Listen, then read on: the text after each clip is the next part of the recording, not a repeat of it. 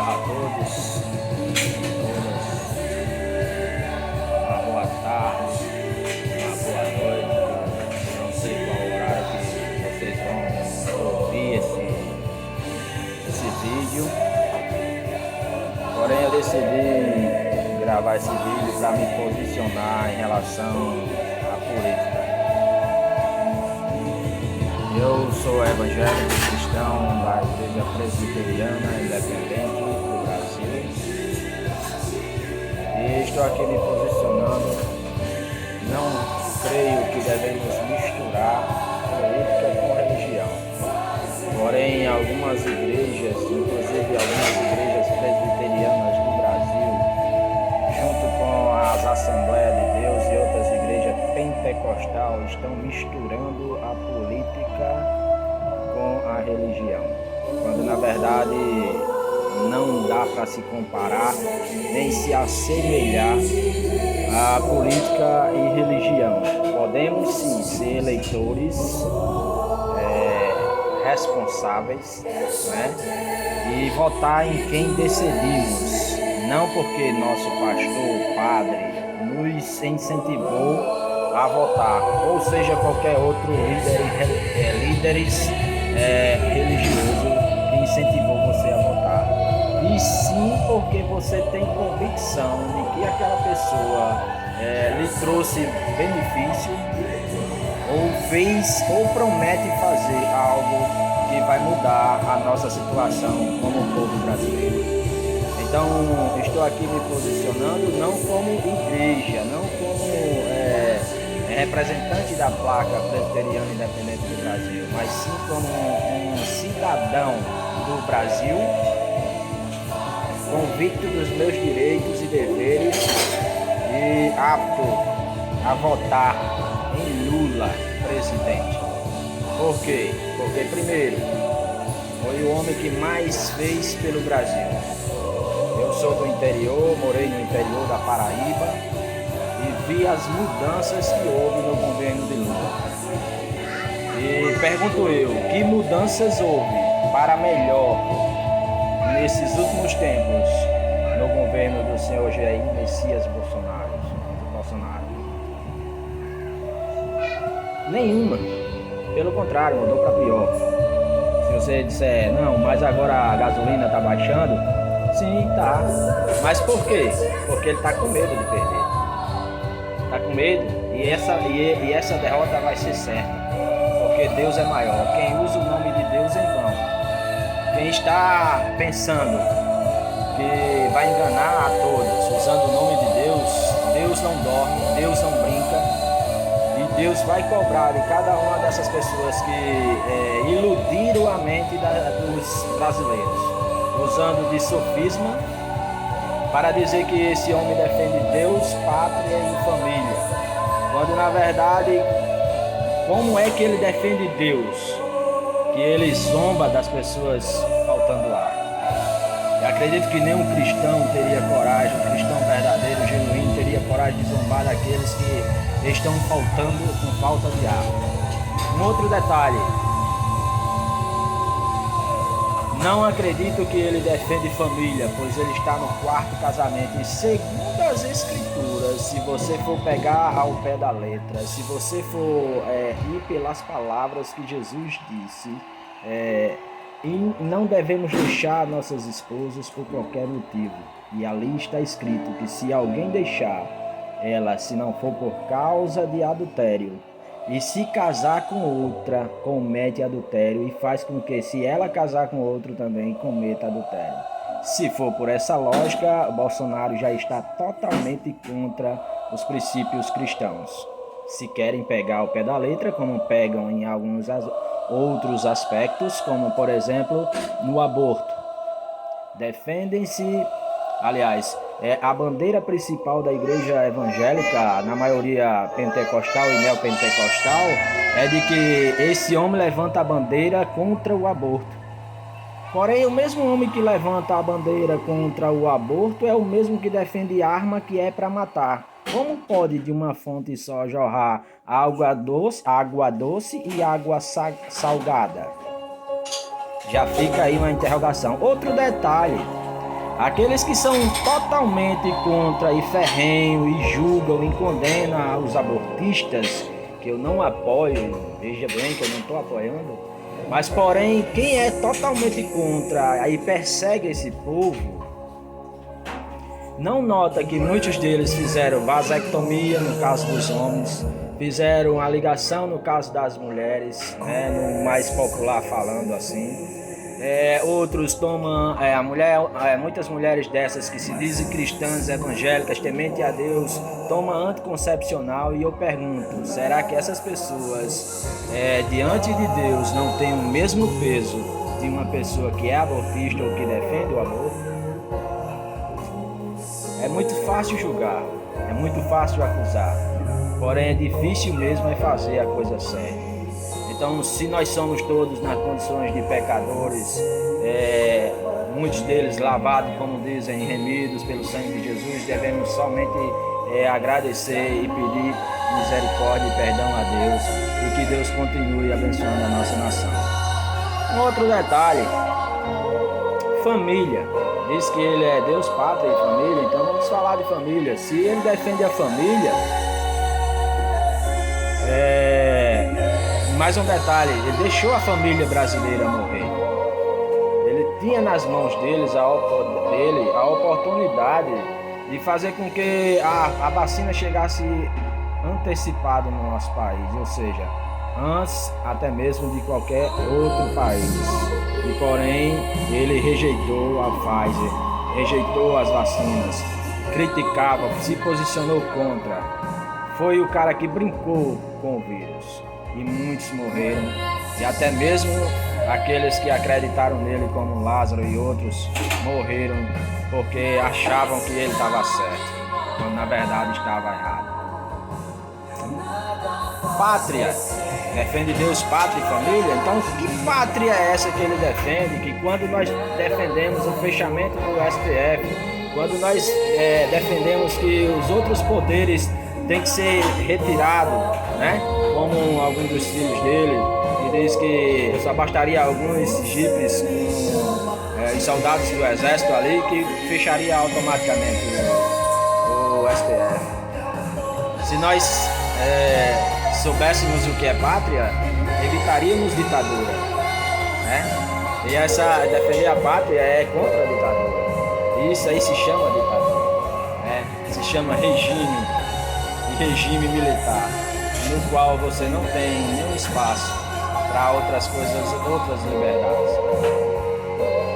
E eu me posiciono a favor do Lula porque eu vejo que ele fez muitos projetos que desenvolveu no nosso país, inclusive no interior, quando eu morava, onde eu morava na Paraíba, muitos sítios, fazendas que as pessoas tinham condições financeiras. Claro que eles faziam de tudo para instalar a sua energia, mas nos sítios principalmente, onde não tem energia nem água, Lula fez luz para todos, ele botou cisterna na maioria das casas e no sentido geral trabalhou na saúde, criando SAMU, universidades também na área escolar, desenvolveu muitas escolas técnicas e a gente via o Brasil caminhando. Abriu espaço para a construção civil, abriu espaço para as construções no geral, dava espaço para os investidores e por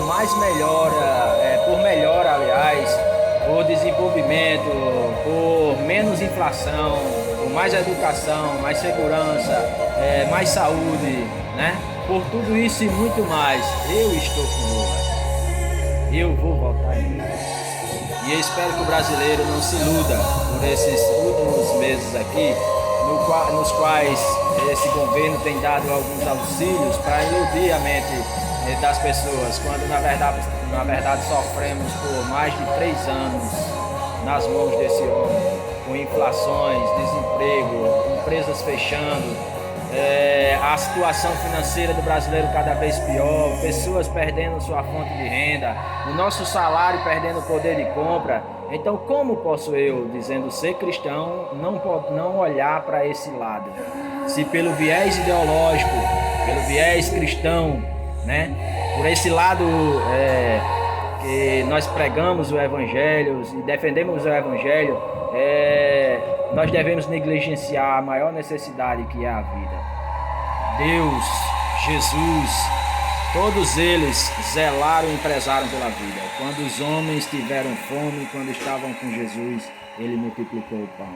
Interessante é também que quando a mulher adúltera foi levada na presença de Jesus, Jesus não a condenou, não a acusou. Pelo contrário, perguntou aonde estavam aqueles que a acusavam. E daí por diante ele deu um conselho.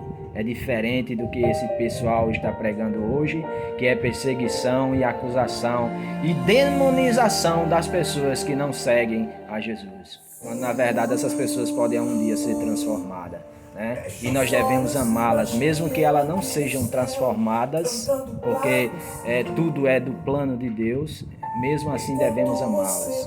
Devemos entender que podem serem bons juízes, bons advogados, bons professores, bons médicos, trabalhar em várias áreas e ser pessoas da sociedade, mesmo que ela nunca se converta. E mesmo assim, né, devemos sim amar essas pessoas. Porque se não for assim, Jesus também não amava essas pessoas. Se não for assim, Deus não continuava amando essas pessoas, dando oportunidade, dando saúde, segurança, alimentação, dando conhecimento em várias áreas, dando tudo isso, porque Deus ama a todos e não faz exceção. É nós que fazemos. Os escribas e fariseus da época faziam acepção de pessoas. Há pessoas que eles nem se aproximavam por se achar mais importante do que essas pessoas. E quando na verdade, quando Jesus chegou, eles foram reprovados. Eles foram reprovados. Que nós não sejamos da mesma forma. E que venhamos a ter uma mente aberta. Muitos dizem que o partido de esquerda apoia o homossexualismo, o lesbianismo, o aborto, a droga, isso tudo, aquilo outro. Não, pelo contrário. Eu acredito e vejo que a esquerda é somente acolhedora, quando na verdade ela acolhe tanto o evangélico, como o budista, como o umbandista, como também as lésbicas, o homem hétero, a mulher hétera, né? Ou seja, a mulher hétero, aliás, e no sentido geral apoia todos e principalmente os menos prezados da sociedade. Veja que Jesus, quando veio, ele veio e trabalhou justamente com os menos prezados da sociedade, aqueles nos quais não tinha direito nem sequer de entrar no templo da época. Mas mesmo assim, Jesus se aproximou dessas pessoas. Então o evangelho que eu creio é um evangelho de Cristo. O evangelho que eu tiro exemplos para a minha vida de Cristo. E não de pastores corruptos, que a maioria são. Não vou dizer nomes aqui. Mas da maioria que estão aí ganhando milhões, iludindo a mente das pessoas, usando o sofisma. O que é sofisma? Uma palavra que existe com um fundo, né, que não seja verdade, que não é verdade. A palavra de Deus já dizia que se o Filho de Deus fosse jogado do precipício, ele não tocaria com os pés nas pedras. Foi essa palavra que o diabo usou, mas usou fora do tempo, usou fora do contexto, usou não pela vontade de Deus, e sim pela vontade dele próprio, para que Jesus se curvasse a ele. E assim mesmo nós estamos vendo muitos líderes religiosos e a igreja evangélica se curvando diante do poderio desse governo que está aí, ameaçando até algumas pessoas que estão em cargos dentro das igrejas a serem expulsas por apoiarem a esquerda. Aqueles que são apoiadores da esquerda, que pertencem a alguma denominação que está nesse nível, perdem os seus cargos, não têm oportunidade de louvar, não têm oportunidade de falar algo da sua vida como um testemunho, algo do tipo. Então isso é uma vergonha. Que evangelho é esse no qual as pessoas se curvam a um poder político e faz divisão dentro da igreja com algo político e não cristão, não genuíno, não puro? Porque se formos dizer que político A é de Deus e político B é do diabo, nós estamos totalmente errados. Totalmente errados. Nós podemos aí enxergar benefícios que uns fizeram e outros não. Mas dizer que um é de Deus e o outro é do diabo, isso é totalmente errado. Por quê? Primeiro, na política, seja ela aquele que você acredita que é de Deus ou aquele que você acredita que é do diabo, para que um ganhe, tem que denegrir a imagem do outro. E é onde Jesus disse: amai-vos uns aos outros, perdoai uns aos outros. O mundo conhecerão que são meus discípulos se amardes uns aos outros. E aí? Como podemos assemelhar uma coisa com outra? Não tem nem lógica, não tem nem lógica.